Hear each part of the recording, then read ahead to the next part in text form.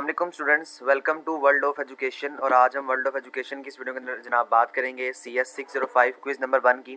Make sure इसकी last date जो है वो 9 दिसंबर, आप इससे पहले अपने क्विज़ को सबमिट करवा लें।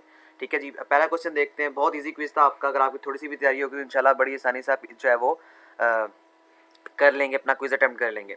पहला question, MOI model of leadership stands for. MOI model का जो लीडरशिप है इसकी स्टैंड, यानी कि आपने इसकी पूरी एब्रीवेशन बतानी क्या होती है। तो M का मतलब होता है जी मोटिवेशन, ठीक है।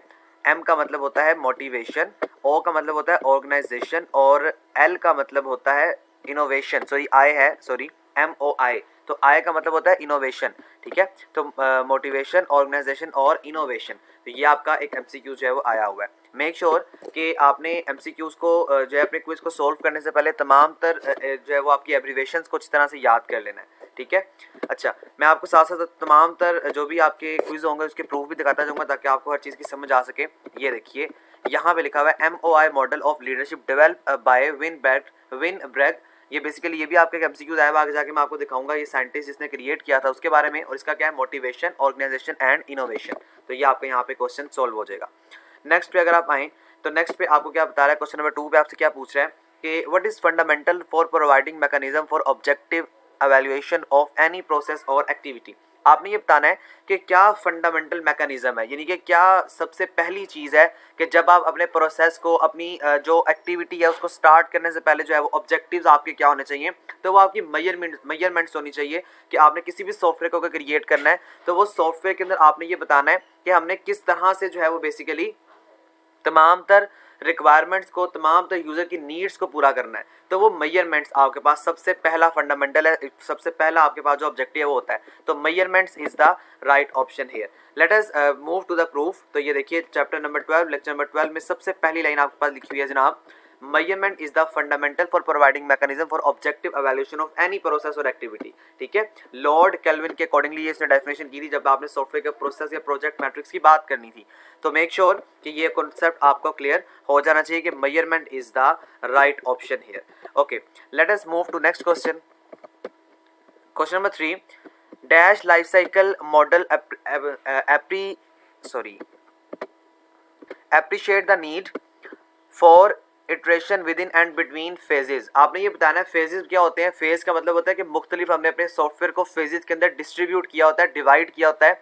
तो आपने ये बताना है कि कौन सा लाइफ साइकिल जो है मॉडल का अप्रिशिएट करता है, नहीं अप्रोप्रिएट होगा, मुनासिब होगा जब आपने विद इन और बिटवीन फेजेस के अंदर जो है नीड्स को जो है वो ओवरऑल पूरा करना है या नीड आपको होती है। तो वहाँ पर ऑब्जेक्ट ओरिएंटेड जो हमारे पास लाइफ साइकिल मॉडल होता है ना, ये बेहतरीन होता है, ये अप्रोप्रिएट होता है। तो object oriented is the right option here. मैं आपको इसका प्रूफ दिखाता हूँ। तो लेक्चर नंबर 5 आपका यहाँ पे देखें, ऑब्जेक्ट ओरिएंटेड पहली लाइन है, object oriented life cycle model appreciate the need for iteration within and between the phases. कि अगर फेजेस के दरमियान आपने क्या करना है, अगर फेजेस के दरमियान आपको जरूरत है इटरेशन की, तो वहां पे हमारे पास जो object oriented life cycle model है ये अप्रोप्रिएट है और ये बेहतर काम करता है। तो object oriented life cycle is the right option here, right. मैं उम्मीद करता हूँ ये कॉन्सेप्ट्स आपके क्लियर हो चुके होंगे।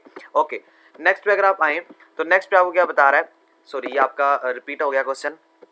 Okay, question number 4, several entities are always created together. कुछ एंटिटीज जो होती हैं, एंटिटीज हम कहते हैं लोगों को, हमेशा से क्रिएट करती हैं एक दूसरे के साथ यानी मिलकर, और डिलीट टुगेदर और हमेशा डिलीट करती हैं। Then this is a strong indication that they should be grouped into the single logical files. तो देखिए यहाँ पर दो ऑप्शंस आपसे पूछे गए थे जनाब। दो ऑप्शंस के अंदर आपसे पहली बात जो पूछी जा रही थी वो ये कि several entities are always created together.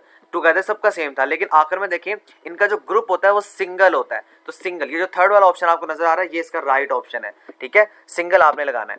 तो ये वाला यहाँ पे जो है यहाँ पे सिंगल आ जाएगा, और जो यहाँ पे आएगा वो यहाँ पे टुगेदर आ जाएगा। तो ये दोनों ऑप्शन इसके राइट हैं। मैं आपको इसका प्रूफ दिखाता हूँ आपके हैंडआउट से।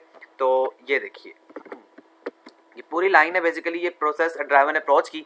यहाँ पे देखो आपको क्या बता रहा है कि सर्वल एंटिटीज जो है वो ऑलवेज क्रिएट टुगेदर और delete together. This is a strong in एडिकेशन that they should B group into a single logical file. तो यही दो आपसे ऑप्शन पूछे गए थे, एक ये टुगेदर का और एक ये सिंगल का। तो मैंने भी यहाँ पे यही मार्क किया है, टुगेदर और सिंगल। मेक श्योर ये कॉन्सेप्ट आपने अपने पेपर के हवाले से भी याद रखना है, आपने अपने मिड टर्म के हवाले से भी जो है वो याद रखना है। नेक्स्ट पे है, तो मैंने आपको ये शायद at the start of the video बताया था कि ये वाला लेक्चर जो साइंटिस्ट है उसका नाम भी पूछा गया था। तो MOI model of leadership was developed by win Braj. तो MOI मॉडल जो था ये किसने डेवलप किया था? ये वेन ब्रज ने डेवलप किया था। न्यूटन नहीं हो सकता, बाकी भी नहीं हो सकता। मैं आपको इसका प्रूफ दिखाता हूँ। तो ये देखिए, ये मैंने आपके लिए हाईलाइट भी किया हुआ है कि जो MOI मॉडल है लीडरशिप डेवलप किया गया था विन ब्रज सजेस्ट की जानिब से। और ये इसकी जो टोटल एब्रीवेशन है, ये पहला क्वेश्चन था मोटिवेशन, ऑर्गेनाइजेशन एंड इनोवेशन। ठीक है, तो ये दो तरह से आपसे MCQs पूछा गया एक ही क्विज में।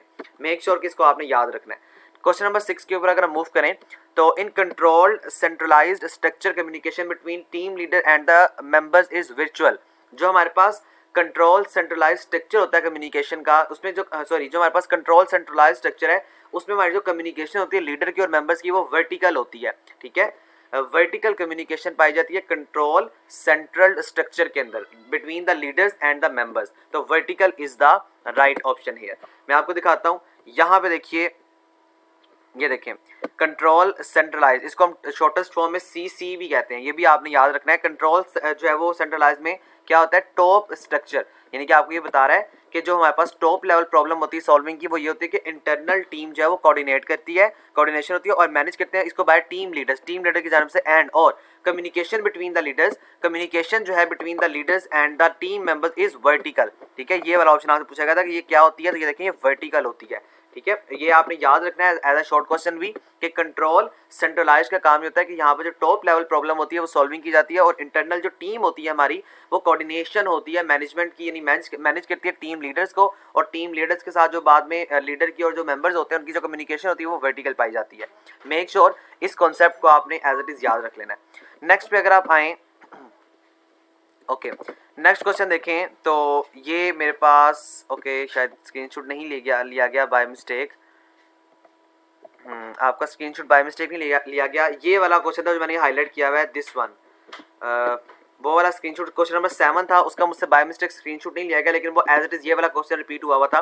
ठीक है, मैं आपको वैसे ही समझा देता हूँ कि The dash model of a software development is a useful approach when a customer cannot define requirements clearly।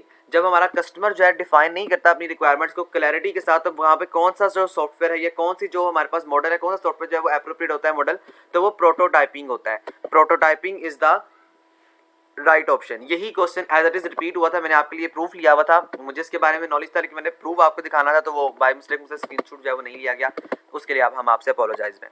Next में क्वेश्चन नंबर 8 के ऊपर, which of the following is not a software metric. आपने ये बताना है कि सॉफ्टवेयर का matric क्या नहीं होता है, यानी कि सॉफ्टवेयर की मैट्रिक क्या नहीं है। देखिए नंबर ऑफ एरर पर 1000 लाइंस ऑफ कोड ये इसकी है, लेकिन नंबर ऑफ डिफेक्ट्स जो है ना ये सॉफ्टवेयर की मैट्रिक नहीं है। तो number of defects is the right option.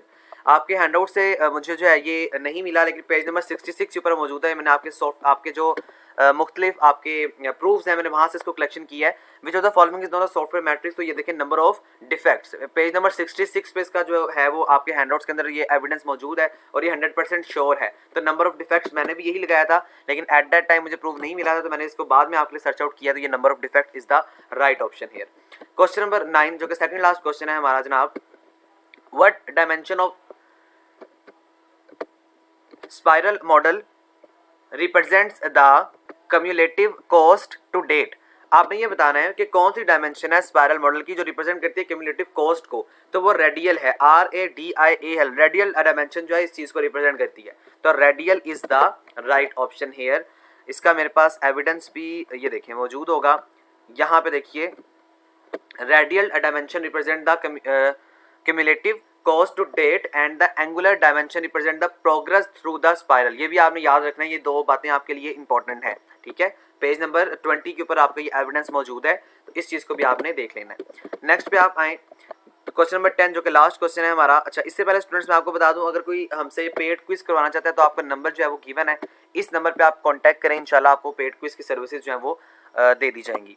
Next पे है तो dash phase is a software process focus on change. बहुत आसान क्वेश्चन है, हर आप अगर आपने CS 601 पढ़ी हुई तो आप अगर आपने CS 50 जो 4 है 1 पढ़ी हुई है तो आपको समझ आ जाएगा कि जब हमने अपने सॉफ्टवेयर को अपडेट करना होता है ना, ये सॉफ्टवेयर में कोई मसला आ रहा है, एरर आ रहा है, तो हम कहाँ पर अपने प्रोसेस को चेंज कर सकते हैं, हम कहाँ पे फोकस करते हैं कि यहाँ पे चेंज हो सकता है, तो वो मेंटेनेंस फील्ड होती है। ये बात याद रहे स्टूडेंट्स कि जब आपने देखें कोई चीज़ अगर ख़राब होती है ना, टूट जाती है, तो वो रिपेयर होती है, लेकिन जो सॉफ्टवेयर होता है ये रिपेयर नहीं होता है, ये मेंटेन होता है, इसकी मेंटेनेंस की जाती है। ये दो बातें बड़ी इंपॉर्टेंट आपके पेपर के हवाले से एज वेल एज आपके क्विज के हवाले से। तो सॉफ्टवेयर में जब कोई एरर आ जाता है तो हम फोकस करते हैं चेंज करने में। अगर आपने अपना, अगर आप कहते हैं कि मुझे इंटरफेस अच्छा नहीं लग रहा, तो जब आप अपने सॉफ्टवेयर की मेंटेनेंस में जाते हैं ना, तो आप वहां पे जाके इसको चेंज कर सकते हैं, या क्लाइंट की जो रिक्वायरमेंट पूरी नहीं हुई तो आप वहां पे जाकर उसको दोबारा से मेंटेन कर सकते हैं। तो maintenance is the right option. मेरा ख्याल है मुझे इसका प्रूफ दिखाने की जरूरत तो नहीं थी, लेकिन मैंने फिर भी आपके लिए इसको जो है वो रख लिया प्रूफ के तौर पे। Dash phase is a software process focus on change, तो मेंटेनेंस जो है इसका राइट ऑप्शन यहाँ पे कंसीडर किया जाएगा। तो ये जनाब आपका क्विज था। मैं उम्मीद करता हूँ ये कॉन्सेप्ट आपका जो है वो थोड़ा बहुत क्लियर हो चुका होगा। इंशाल्लाह एज सुन एज पॉसिबल आपको मिड टर्म के हवाले से गाइडलाइंस प्रोवाइड कर दी जाएंगी। मेक श्योर अगर आप चैनल पर न्यू हैं तो प्लीज़ सब्सक्राइब जरूर कीजिएगा, और अगर आप पेड क्विज करवाना चाहते हैं तो आप इस नंबर पर दिए गए नंबर पर आप व्हाट्सएप पे कॉन्टैक्ट करें। इंशाल्लाह आपको पेड क्विज की सर्विसेज जो है वो इंतहाई मुनासिब कीमत में इंशाल्लाह प्रोवाइड कर दी जाएंगी। Thank you so much. अल्लाह हाफिज़।